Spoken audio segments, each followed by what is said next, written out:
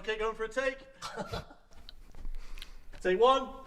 Action. We are going for a take where we get the take of those who work in the film and TV industry on a specifically chosen film and about their time in the business. Yep, and today's take is on the new musical, Wicked, and this is your spoiler warning. And in today's take, we're joined with Lauren Patel. Yay!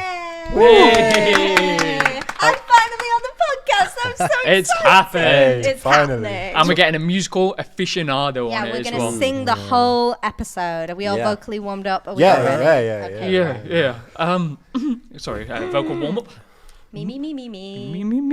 No. I'm So, so sorry. after hearing that, let's decide not to do it as a musical. Yeah, now. I think that. Okay. I feel that's like wise. if we talk, it's probably a bit more Let's do some efficient. speaking.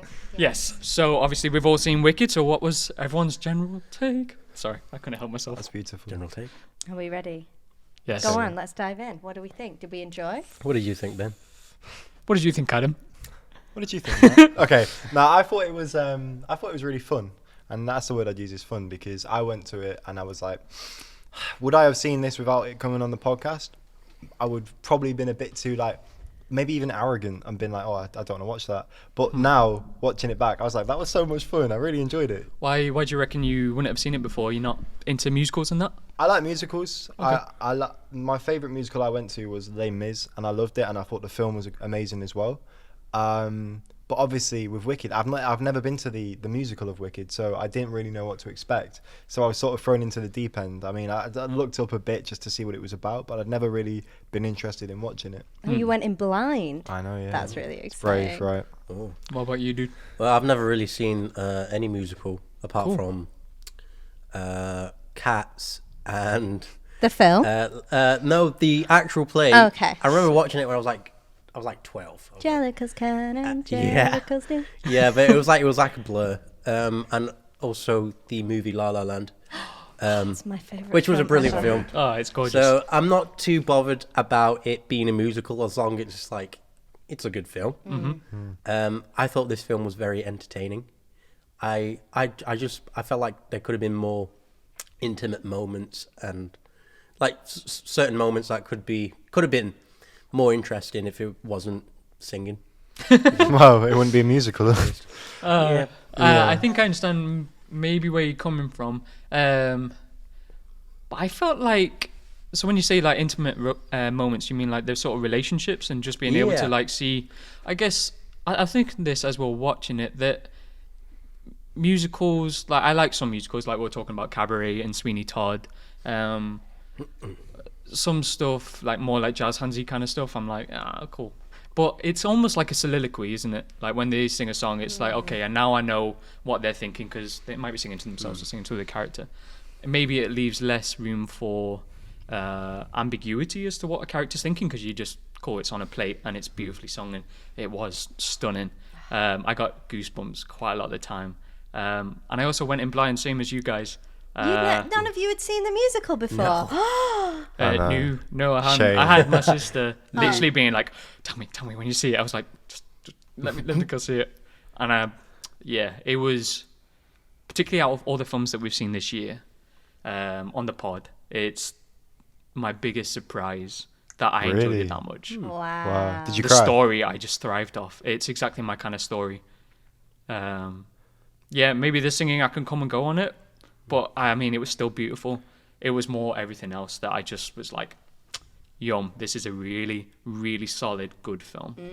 And it's got so many good messages within it too. Well, what about you, dude? I loved this film. I am so firmly back in my Wicked era. I am the opposite of you guys. I saw this for the first time when I was 12 years old. And it was the show that made me want to become an actor. And I have been obsessed with it ever since. I actually, I hate to do this and embarrass you on the podcast, but I know it's your last episode of the season, so I have brought you a gift, all of you. If my glamorous assistant would be kind enough. No. It's Ollie Road!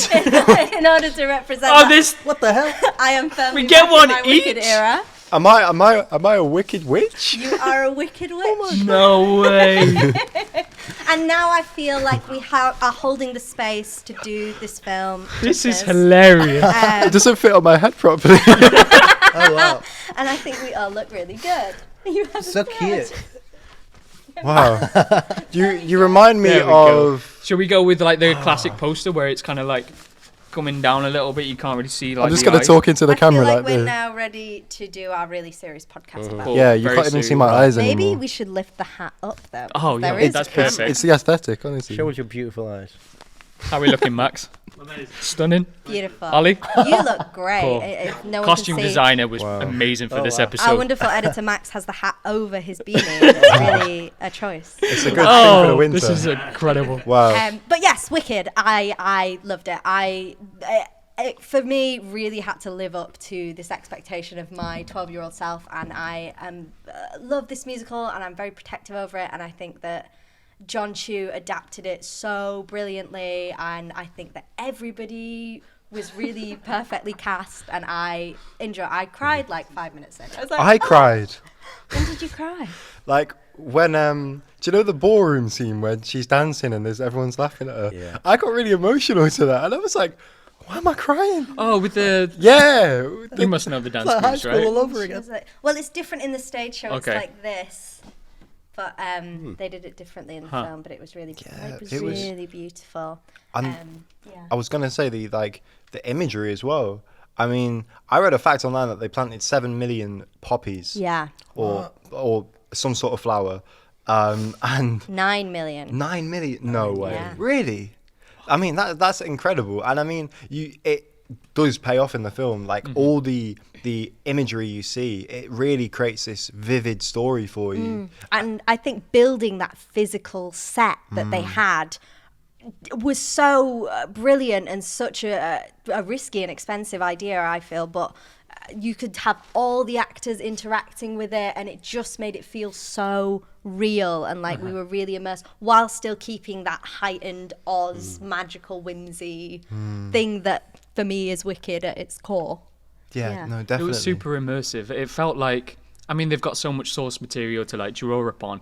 There's so many little moments of just like clocking like things in the background, which might be like nods to the other films, or like nods for the fans and the stage show, or like there was little moments where you get a background idea of who Oz is, because there's like a poster with him being like a circus master or whatever, animal tamer, and you're like, oh, okay, so that makes sense as to why he thinks that he's gonna like cage the animals and stuff like that. Oh, I didn't even And I notice don't that. even know. Yeah, I don't know if that's because obviously. So this is part 1, and then there's going to be part 2 Part next year. 2. Which again, my sister was like, "It's so dark and It's twisted, and the so best songs good. are in it." Yeah. So I can't. I actually can't wait. I'm excited. It's in my calendar. Yeah. Yeah. It's like I'm seeing, knowing what happens in the second one. I can't believe you don't know what happens. It's so exciting.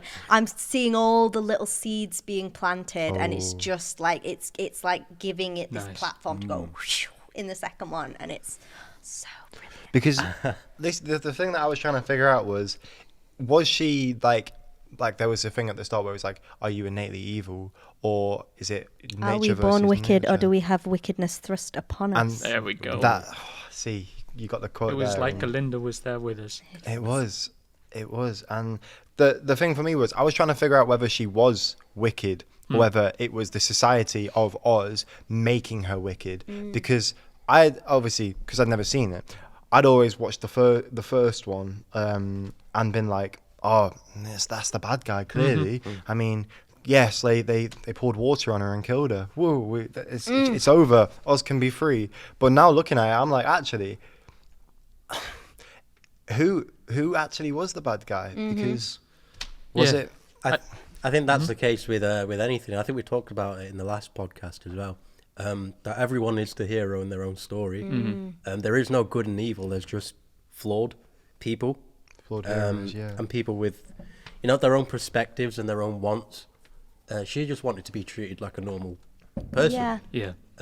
But she felt like the whole world was against her, and so she sort of turns her back on the world. Yeah, That's what makes I them- think it's that thing as well of like the narrative of the story that's being told and what's believed. I actually I'm a primary school teacher when I'm not an actor, and we had to.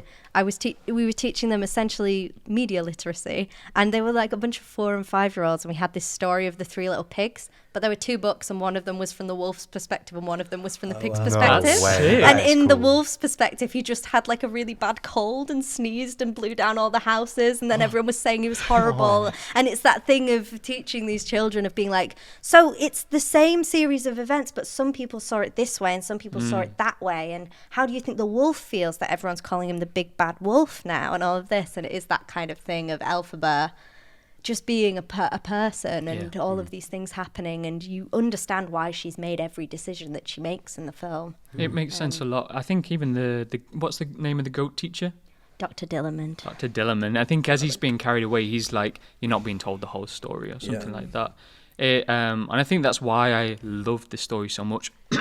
I mean, it's been done, and we talked a bit about it with like the Joker and that as well, sort of looking at the villain or anti-hero and trying to understand where they've come from. So it's nice that society's got a taste for that in films and entertainment now. But also because it's just, I mean, I was talking, this is slipping off. You're really rocking it, but it keeps slipping off. Is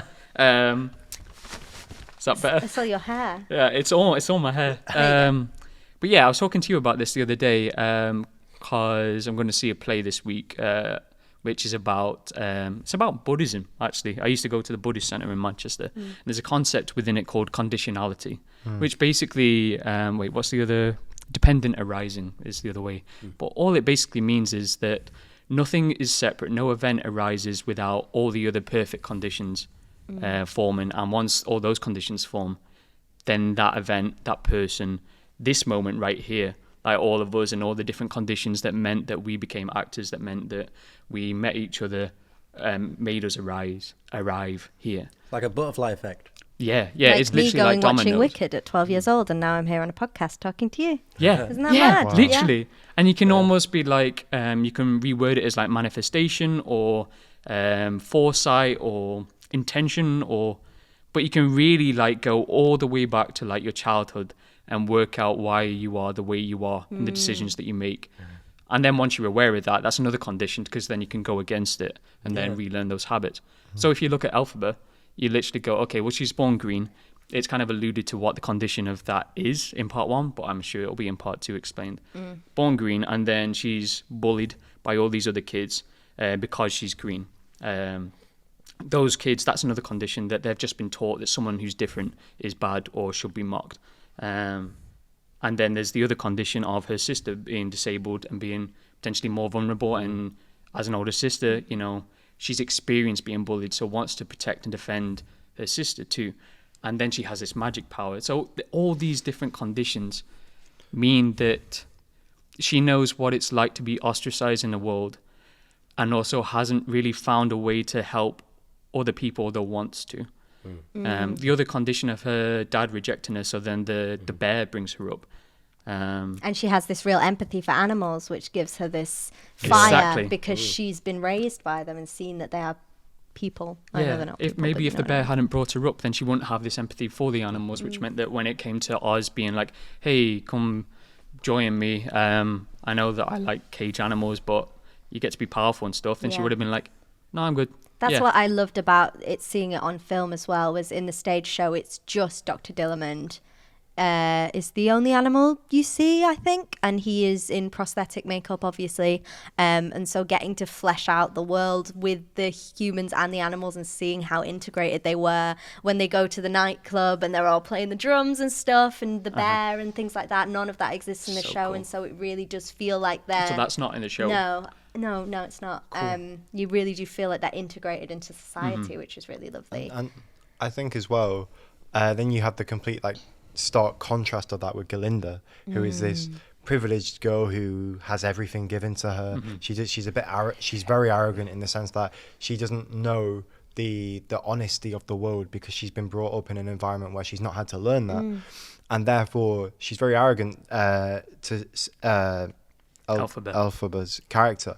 And then you see this like rivalry of like what you see now in what society is really. You see this rivalry with people who have different backgrounds and all trying to say their side of the story. And in this film it felt like it was that, and then you see them integrate into one, but that only lasts for like a third of the film, because then you see it start to fracture and destabilize, and by the end of the film it's almost like you know what's inevitable, but it's not by choice. Yeah. I think it also reflects society in the sense that when they see like these animals being mistreated, or Elbitha.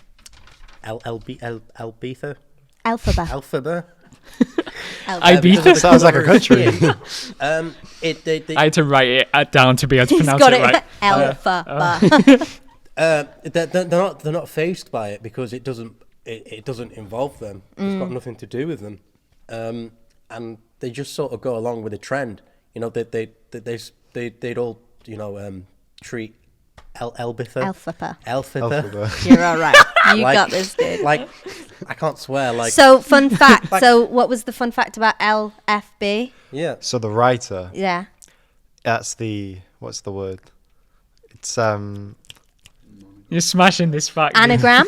it's an anagram Acronym. for the writer, which is so cool. So his initials are LFB. So Yeah. then they named the character Alphaba. Yeah. Lphaba. But they only started treating her nicely because it was starting to be trendy.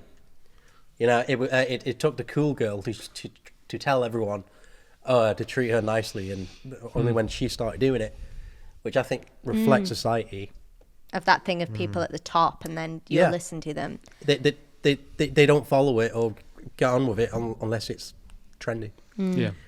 Can we talk about Ariana Grande for a minute, Yes, please? let's. Because I would love to. That voice. I wow. thought she was so incredible in this film, and I enjoyed seeing her have the time of her life. And she, like, I feel like people were really skeptical about her because she's this, rightfully so, pop singer, but she made her Broadway debut when she was 15 years old. She's always been a theatre girly, and this has been a dream role for her. And I think that you just see her put everything she has into this character, and she's having so much fun with it, and she's making all of these incredible choices. And obviously vocally she's brilliant, but I just thought she was amazing in it. I really did. I think when I was watching it, at first I was like, what's going to happen? Then as it got on, I started to really, really like her choices. I thought her physicality, the way her creative choices in terms of this hat's really... It's all right. I don't want to be the first one to take it off. I'm It's holding staying out. on for the whole podcast. Like there's certain things she did which is like you look at it and you go, well, you could have been boring there and just sung, but no, you sung and did a roly-poly, and you made it fun. And I think as well, I found it fun to watch, but I also felt like she was having fun as well. Yeah. And I think that's very important for this film, because it was a very fun film that wouldn't have worked if no one was enjoying themselves. Yeah. I think. And you can tell that, like, if the actor isn't enjoying themselves, the audience won't either. Yeah. Yeah. There's I saw an interview where she said that she just wanted to protect the character, which is really sweet to say as well, because when you work on something so hard and put your all in as well, all that emotion, all that vulnerability, and the pressure of taking on a role like this, you want to try and protect them as much as you can, particularly if you feel close to them. I feel that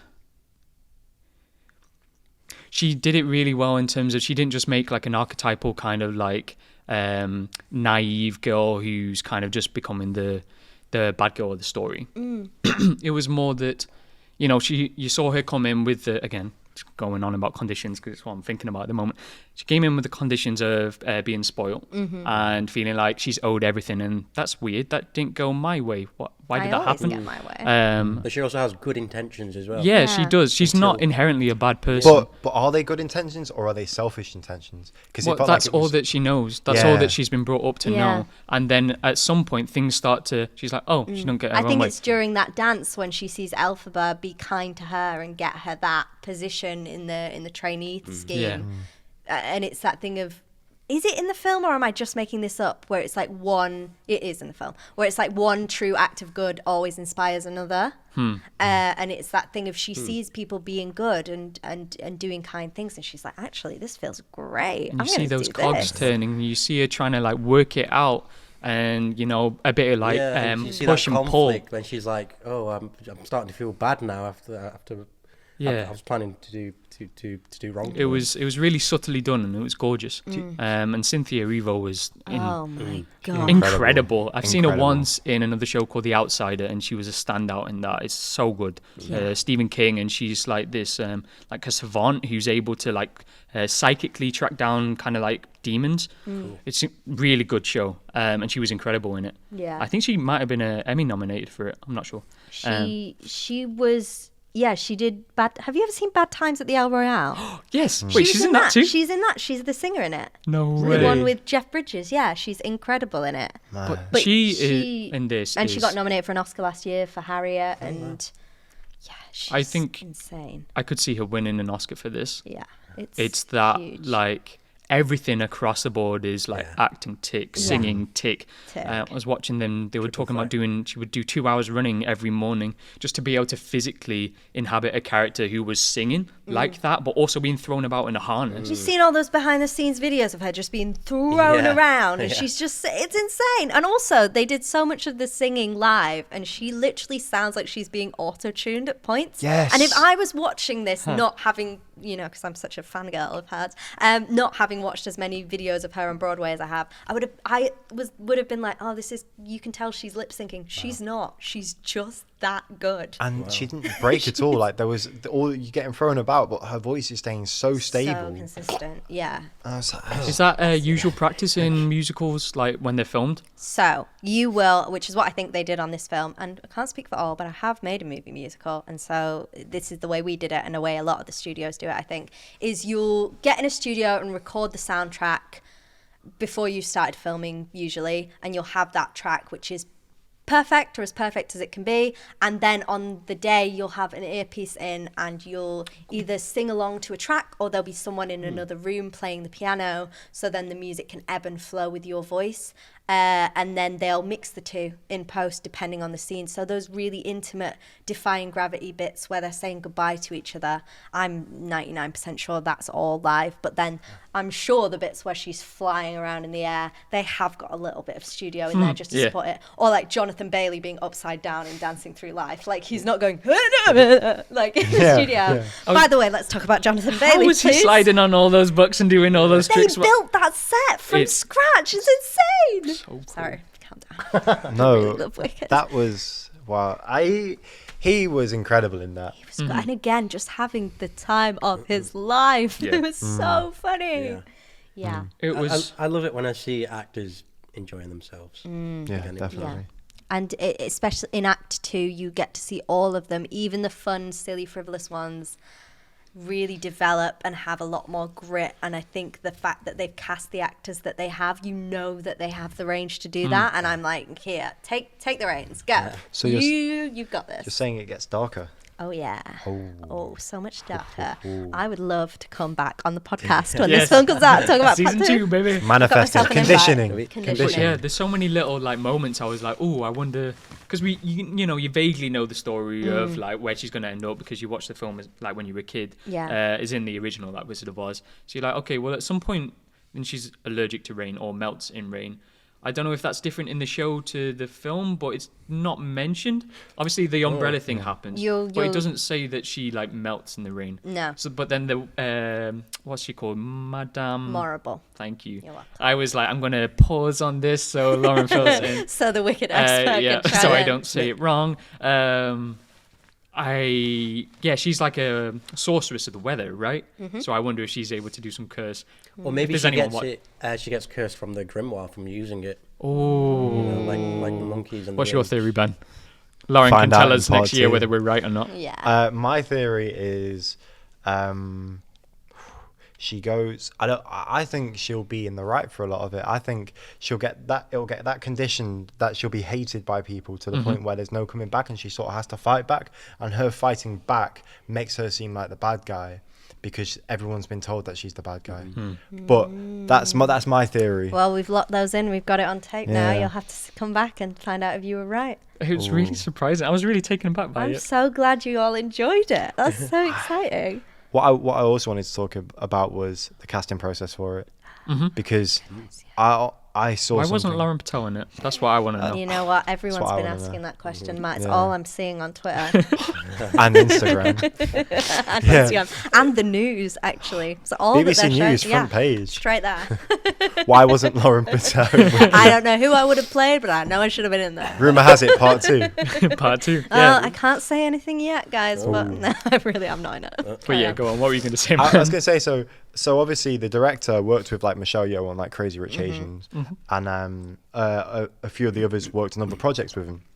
And for the casting process, they didn't go, "We want you. Here's the contract." They went, "We want everyone to audition for this." Cool.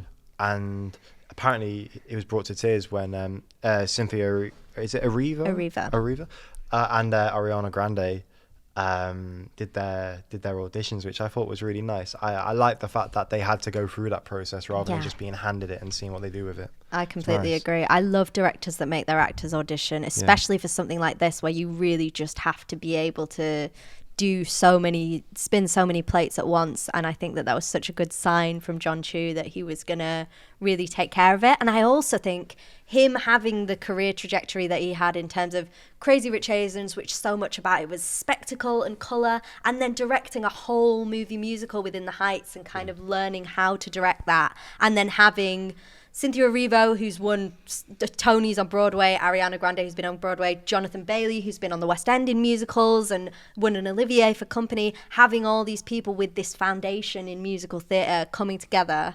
It's my Avengers Endgame, I'm afraid. that's what it is. Who's Thanos? Who's Thanos? You'll find out in part 2.